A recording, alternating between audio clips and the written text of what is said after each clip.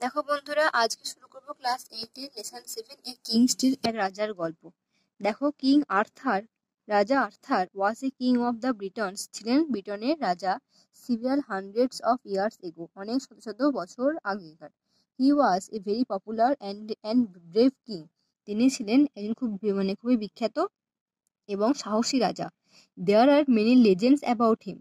সেখানে তার সম্পর্কে অনেকই কল্পকথা ছিল। কোথায় না? ব্রিটেনেতে। The following tale is an adaptation from the ancient Arthurian legends. দেখো, লেজেন্ডস মানে হচ্ছে কল্পকথার থেকে ভালো হয় বীর কথা, গল্প, এরকম, ঠিক আছে? তো সেখানে এই যে গল্পটা তোমাদের টেক্সটে দেওয়া রয়েছে, এটাও কিন্তু সেখান থেকে তাই কিছুটা অংশ নেওয়া। চলো আজ তাহলে শুরু করা যাক। Many hundreds of years ago, অনেক শত শত বছর আগে, England was ruled by a king called Arthur Pendragon. ইংল্যান্ডে রাজত্ব করতেন একজন রাজা, তার নাম ছিলেন Arthur পেনড্রাগন।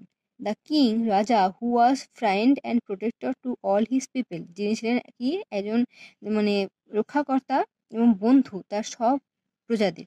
Was fair to everyone, সকলের মধ্যে তিনি সমান চোখে সবাইকে দেখতেন।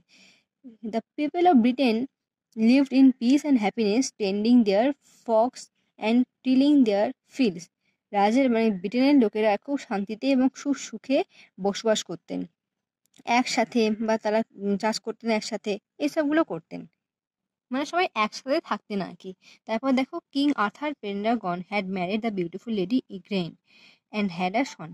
আর্থার পেন্ডাগন রাজা, তিনি বিয়ে করেছিলেন একজন খুব সুন্দরী মহিলা, তার নাম ছিল লেডি ইগ্রেইন, এবং তাদের একটা ছেলে ছিল। This child was heir to the royal throne. এই বাচ্চাটা কিন্তু পরবর্তীকালে রাজত্বের কি না উত্তরাধিকারী। ওকে,